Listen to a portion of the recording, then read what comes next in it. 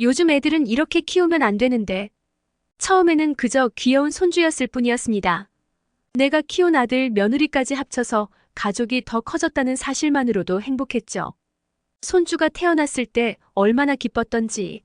처음 병원에서 그 아이를 만났을 때 세상에서 가장 소중한 보물을 품에 안은 기분이었습니다. 제 아들이 낳은 아이이자 제 피부치인 그 손주가 예쁘지 않을 리 없었죠.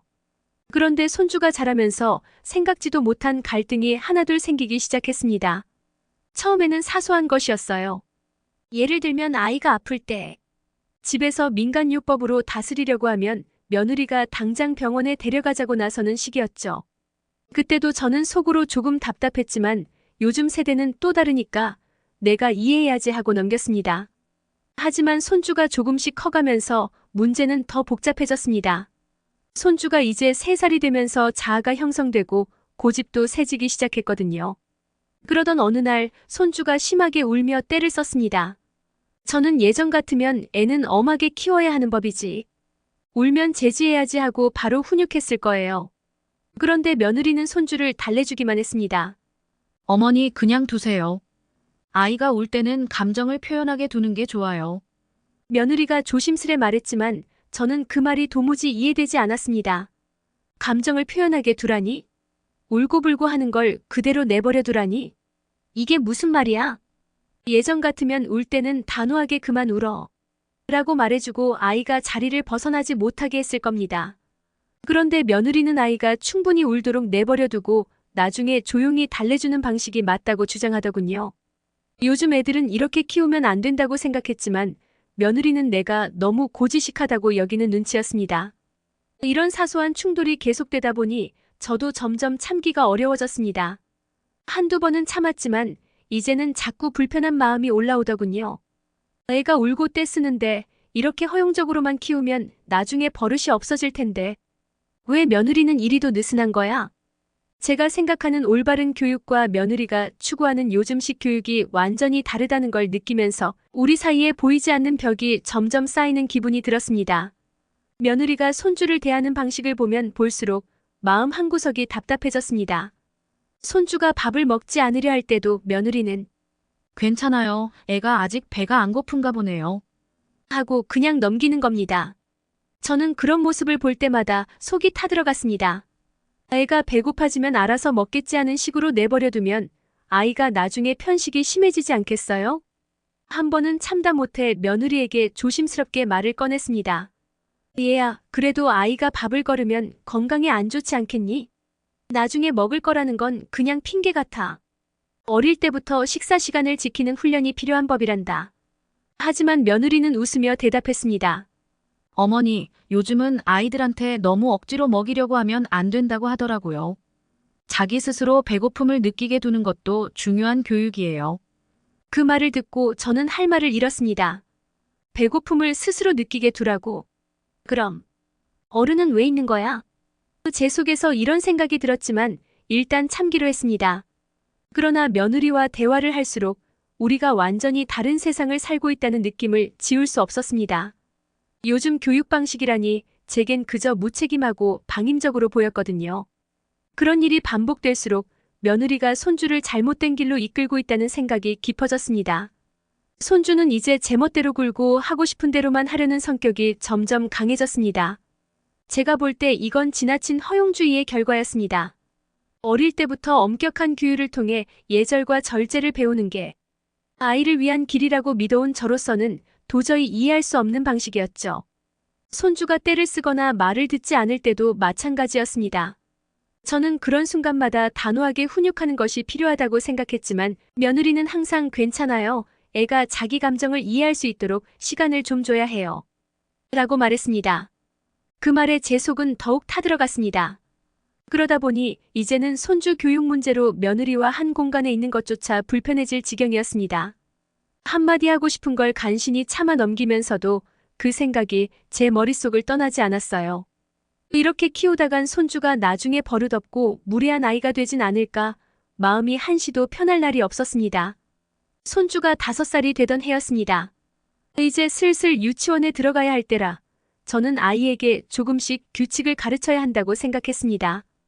밥 먹을 때는 자리에 앉아서 먹는 법, 어른이 말할 때는 조용히 경청하는 법, 장난감은 놀고 나면 정리하는 법 같은 기본적인 예절 말입니다.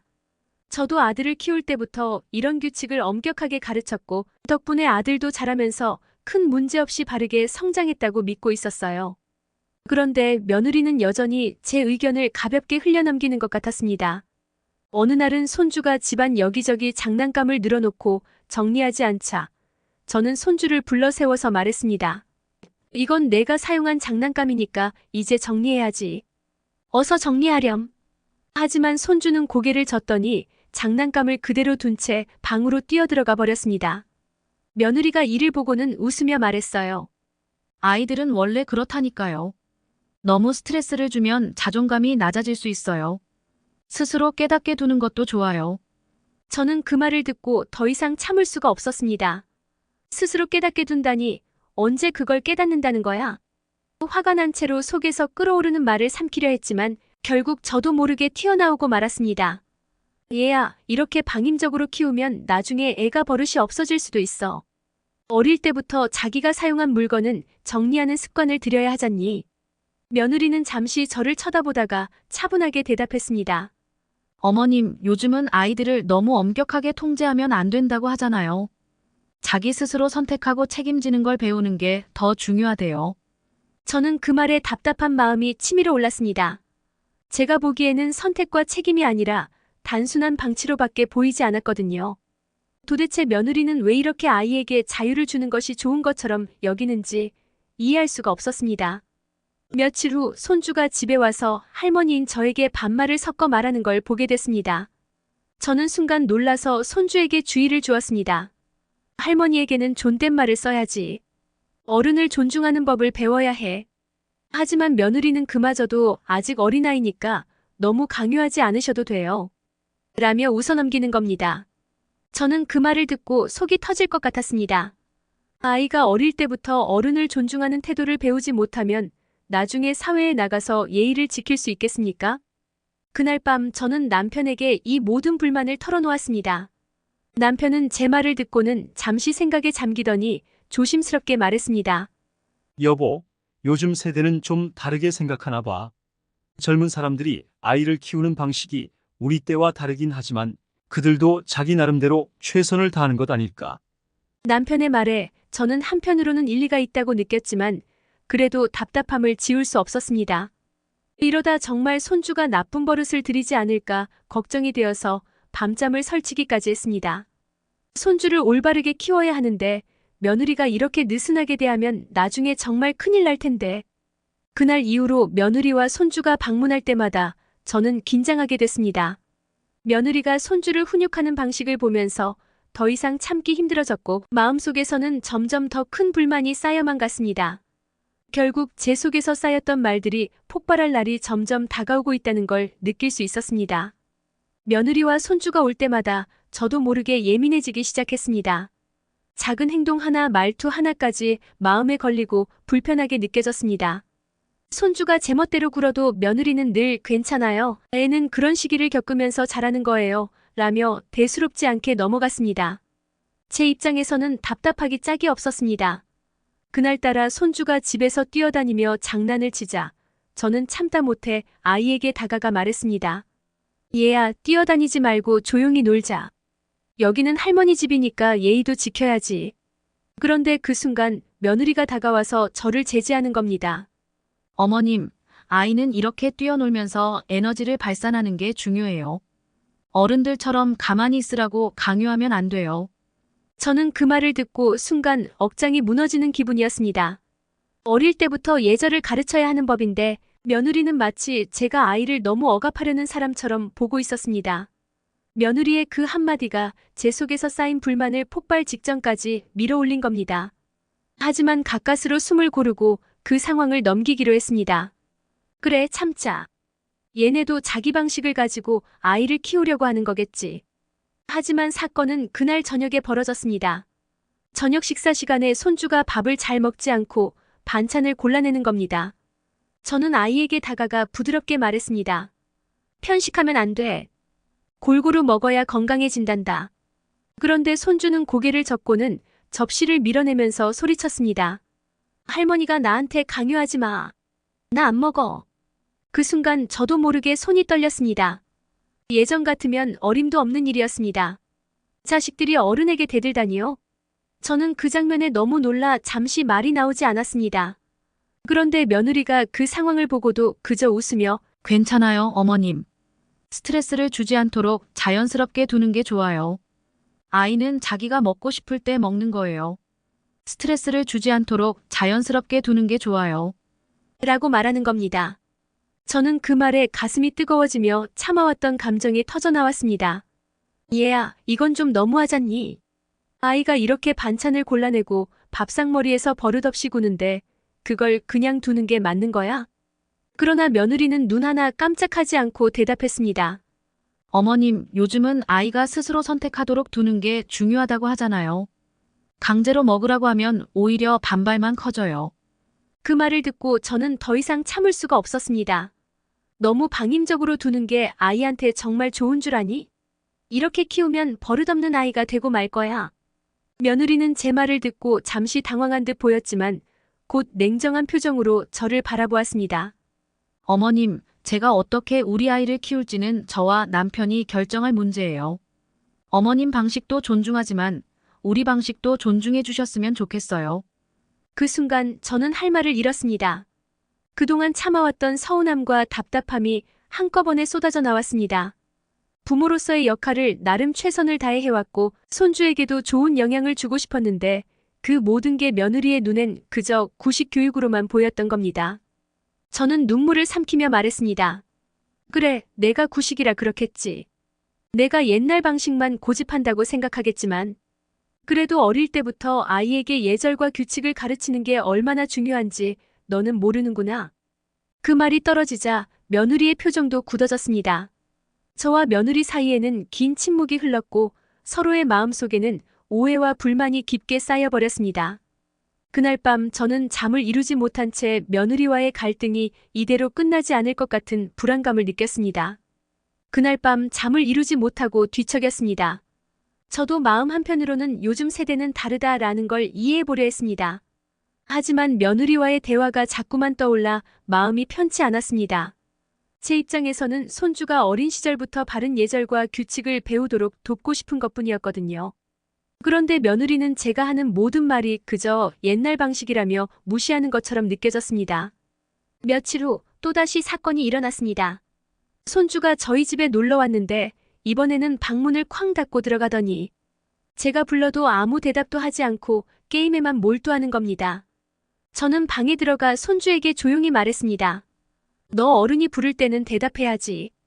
그리고 게임은 1시간만 하고 나와서 책도 좀 보자. 그러자 손주는 고개를 흔들며 제 말을 무시했습니다. 싫어. 할머니는 왜 맨날 이래라 저래라 해? 어머니는 그냥 놔두는데. 그 말에 저는 화가 나서 아이의 손에서 게임기를 뺏으려 했습니다. 그런데 그 순간 며느리가 방에 들어오더니 제 손을 막으며 말했습니다. 어머님, 왜 그렇게 강제로 하시려고 해요? 애도 자기 시간을 조절하는 법을 배워야죠. 그 말을 듣는 순간 참아왔던 모든 감정이 터져나왔습니다. 얘야, 그게 자율이라고 생각하니? 이건 방임이야. 어른 말에 반항하고 예의도 없는 게 어떻게 교육이야? 제 목소리가 높아졌고 며느리도 눈을 가늘게 뜨며 제 말을 받아쳤습니다. 어머님, 제가 아이를 어떻게 키울지는 제가 알아서 할게요. 어머님 세대랑 지금은 많이 다르잖아요. 우리 방식대로 해보려고 하는데 어머님이 자꾸 간섭하시면 아이도 혼란스러워해요. 며느리의 그 한마디에 저는 더 이상 참을 수 없었습니다. 간섭? 내가 지금 아이한테 잘못된 걸 가르치고 있다는 거니? 내 방식이 맞다면서 왜 이렇게 아이가 버릇없이 굴게 만드는 건데? 며느리도 화가 난 듯이 단호한 어조로 대답했습니다. 어머님이 생각하시는 버릇이 우리에게는 지나친 통제처럼 느껴져요. 요즘은 애들 스스로 생각할 시간을 주는 게 중요해요. 그냥 좀 믿고 맡겨주시면 안 될까요? 그 말을 듣고 저는 상처를 받았습니다. 믿고 맡기라니 내가 그동안 이 집안에서 쌓아온 모든 경험과 노하우가 그저 구식이라는 이유로 이렇게 무시당해야 하는 걸까? 저는 한숨을 내쉬며 며느리를 바라보았습니다. 알았다. 내가 구식이고 내 방식이 맞다고 치자. 하지만 내 방식으로 아이를 키운다면 그 아이가 나중에 어떻게 될지 너는 책임질 수 있겠니? 제 목소리에는 이제 참을 만큼 참았다는 어떤 결단이 서린 단호함이 묻어나고 있었습니다. 며느리도 저를 똑바로 쳐다보며 대답했습니다. 네, 어머님. 저와 남편이 알아서 책임질 거예요. 어머님이 키우신 방식 존중하지만 우리 방식도 존중해 주세요. 더 이상 이 문제로 간섭받고 싶지 않아요. 그 말에 저는 큰 충격을 받았습니다. 가족 간의 의견 차이가 있을 수는 있지만 이제는 완전히 저를 불필요한 존재로 여기고 있다는 느낌이 들었습니다.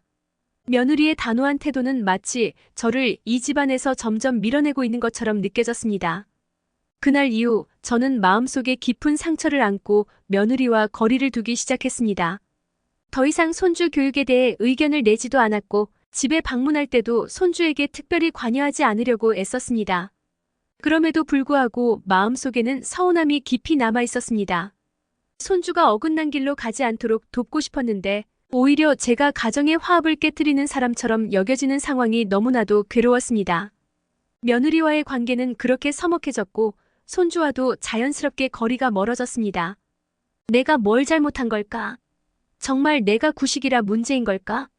하는 생각이 들면서도 그저 시대가 변했기 때문에 내가 받아들여야 하는 것인지 혼란스러웠습니다. 그러던 어느 날 아들이 저를 따로 불러 대화를 요청했습니다. 아들은 조심스럽게 말을 꺼냈습니다. 어머니, 저희도 어머니가 저희를 도와주시려는 마음은 이해해요. 하지만 아내도 어머니의 방식이 조금 부담스러울 때가 있대요. 우리도 아이를 사랑하는 방식이 있으니까 조금만 지켜봐 주시면 안 될까요? 아들의 말에 저는 한참 동안 아무 말도 하지 못했습니다. 며느리뿐만 아니라 아들까지도 제 의견이 부담스럽다고 생각하고 있었다는 사실이 너무나도 충격적이었습니다. 그동안 가족을 위해 최선을 다해 살아왔고 손주에게도 좋은 영향을 주고자 했던 제 마음이 그들에게는 부담이 되고 있었다는 사실을 받아들이기 어려웠습니다. 아들의 말에 저는 한동안 아무 대답도 하지 못했습니다. 어머니가 우리를 도와주려는 건 알지만 조금 부담스러울 때도 있다. 아들의 그 말이 제 가슴을 찌르는 듯 아팠습니다. 가족을 위해 그리고 손주를 위해 한 행동들이 오히려 아이들에게는 불편함으로 느껴졌다는 걸 깨달았을 때 저는 내가 정말 너무 나섰던 걸까? 하는 생각이 들었습니다. 며칠 동안 저는 그 말이 머릿속을 떠나지 않았습니다. 오랫동안 다져왔던 교육관과 가치관이 한순간에 무너져 내린 것 같아 혼란스러웠습니다. 하지만 한편으로는 손주가 자라면서 자신의 부모와 만들어가는 관계도 중요하다는 생각이 들었습니다. 며느리와 아들의 방식이 어쩌면 아이의 세대에 더 맞을 수도 있다는 걸 조금씩 인정하게 되었죠. 그러던 어느 날 손주가 다시 저희 집에 놀러 왔습니다. 예전 같았으면 손주가 하는 행동 하나하나에 주의를 주고 며느리에게 이런저런 조언을 하고 싶었겠지만 이번엔 입을 꾹 다물었습니다. 그저 손주가 마음껏 뛰어놀고 자기가 좋아하는 것들을 할 수 있도록 편하게 놔두었습니다. 식사 시간에도 저는 더 이상 잔소리를 하지 않았습니다. 손주가 반찬을 골라내더라도 그저 그 모습을 지켜보기로 했습니다. 그러자 손주는 저에게 조금씩 다가와 이런저런 이야기를 나누기 시작했습니다. 그리고 그날 밤 며느리가 잠시 저와 단둘이 있게 되자 조심스럽게 말을 꺼냈습니다. 어머님, 오늘은 정말 감사해요. 어머님이 이해해 주셔서 너무 감사드려요. 며느리의 그 한마디가 제 마음을 따뜻하게 했습니다. 그동안 제가 손주 교육에 있어 지나치게 간섭하고 있다는 생각이 들었고 며느리도 아이를 사랑하는 나름의 방식이 있다는 걸 이해하게 됐습니다. 저는 며느리의 손을 잡고 말했습니다. 미안하다. 나도 너희를 도우려는 마음이었지만 오히려 부담을 줬나 보구나. 이제부터는 너희 방식을 믿고 조금 더 지켜볼게. 며느리는 감동한 듯 저를 바라보며 미소 지었습니다. 어머님, 어머님께서 손주를 위해 많은 애정을 쏟아주신다는 걸 저도 잘 알아요. 저희도 어머님이 손주에게 주시는 사랑이 얼마나 큰지 감사하게 생각하고 있어요. 그날 밤 저는 마음속에서 큰 짐을 내려놓은 기분이었습니다. 며느리와 손주 그리고 아들의 방식이 나와 다르더라도 그들의 선택을 존중해주는 것이 진정한 가족의 사랑이라는 걸 깨달았습니다. 가족이란 서로의 방식을 이해하고 존중하며 다른 길을 걸을지라도 서로를 믿어주는 관계라는 걸 알게 된 것입니다. 그 후로 저는 손주가 제 마음대로 되지 않는다고 조급해하지 않게 되었고 며느리와의 관계도 훨씬 부드러워졌습니다. 며느리와의 사이가 좋아지니 손주도 더 자주 저에게 다가와 함께 시간을 보내게 되었습니다. 그리고 어느 날 손주가 제게 와서 말했습니다. 할머니, 나 할머니랑 놀 때가 제일 좋아. 그 말을 듣고 저는 그동안 제가 너무 많은 걸 강요했음을 다시금 깨달았습니다. 아이와 가족을 진심으로 사랑하는 일은 때로는 믿고 기다려주는 것도 포함된다는 걸 이제는 알게 되었습니다. 그렇게 우리는 서로의 방식과 차이를 이해하며 가족의 새로운 균형을 찾아가고 있었습니다. 제가 내려놓고 마음을 열었을 때 가족의 진정한 화합과 사랑이 다시 우리 곁에 돌아왔습니다. 오늘 들려드린 손주 교육 방식에 대한 제 경험담에 공감하신다면 구독과 좋아요 부탁드립니다. 감사합니다.